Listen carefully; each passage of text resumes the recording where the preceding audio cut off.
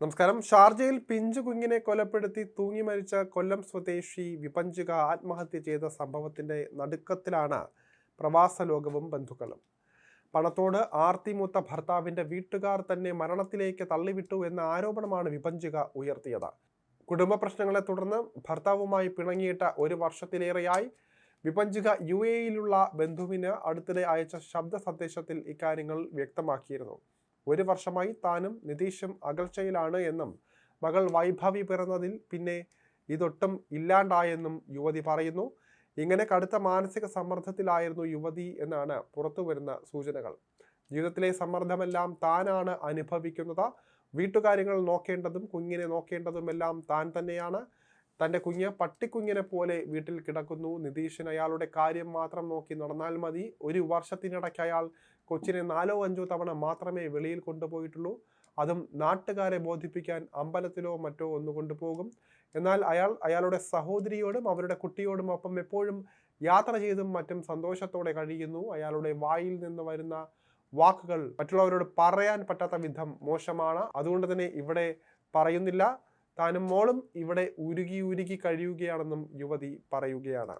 പണത്തോട് ഇത്രമാത്രം ആർത്തിയുള്ള ഒരു മനുഷ്യനെ താൻ കണ്ടിട്ടില്ല എന്നും വിഭഞ്ചിക പറയുകയാണ്. ഇഷ്ടം പോലെ പണമുണ്ടായിട്ടും അവർക്ക് പണം എത്ര കിട്ടിയാലും മതിയാകുന്നില്ല. അവരെല്ലാം തൻ്റെ ജീവിതത്തിൽ എന്ത് നടക്കുന്നു എന്ന് നോക്കിയിരിക്കുകയാണ്. തൻ്റെ കുടുംബം എന്നെ കഷ്ടപ്പെട്ട് കെട്ടിച്ചയച്ചിട്ട് ഒടുവിൽ വന്നുപെട്ടത് ഇങ്ങനൊരു ദുരിതത്തിലാണ്. അയാളും സഹോദരിയും മാതാവും തന്നെ മാനസികമായി പീഡിപ്പിക്കുന്നുവെന്നും യുവതി ബന്ധുവിനോട് പരാതി പറയുന്നുണ്ട്. എല്ലാം സഹിക്കുക തന്നെ. ഈ കുഞ്ഞിൻ്റെ മുഖം കണ്ടിട്ട് മാറാത്തവൻ ഇനി മാറുമെന്ന് പ്രതീക്ഷയില്ല എന്നും അവസാനമായി പറയുകയാണ്. മകളെ ഫോൺ വിളിച്ച് കിട്ടാത്തതിനാൽ അമ്മ വക്കീലിനെ വിളിച്ച് തനിക്ക് നിതീഷ് അയച്ച വിവാഹമോചന നോട്ടീസ് ലഭിച്ചു എന്നും വലിയ വിഷമത്തിലാണെന്നും പറഞ്ഞ് വിഭഞ്ചിക സംഭവ ദിവസം രാവിലെ നാട്ടിലേക്ക് വിളിച്ച അമ്മ ശൈലജയോട് പറഞ്ഞിരുന്നു.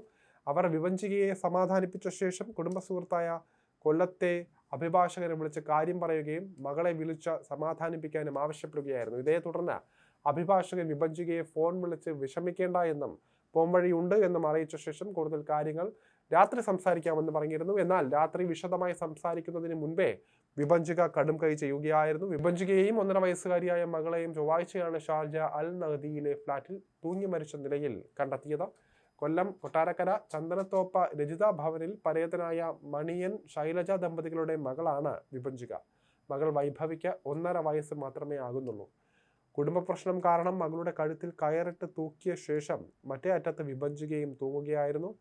ദുബായിലെ സ്വകാര്യ കമ്പനിയിൽ HR വിഭാഗത്തിൽ ജോലി ചെയ്യുന്ന വിഭഞ്ചികയും നിതീഷും കഴിഞ്ഞ കുറച്ചു കാലമായി സ്വരച്ചേർച്ചയിലായിരുന്നില്ല. മാത്രമല്ല ഇരുവരും വെവ്വേറെ സ്ഥലത്തായിരുന്നു താമസിച്ചിരുന്നത്. സ്ത്രീധനത്തിന്റെ പേരിൽ നിതീഷ വിഭഞ്ചികയെ നിരന്തരം മാനസികമായി പീഡിപ്പിച്ചിരുന്നതായും വിവാഹമോചനത്തിന് സമ്മർദ്ദം ചെലുത്തിക്കൊണ്ടിരിക്കുകയായിരുന്നുവെന്നും ഇവരുടെ ബന്ധു പറയുകയാണ്.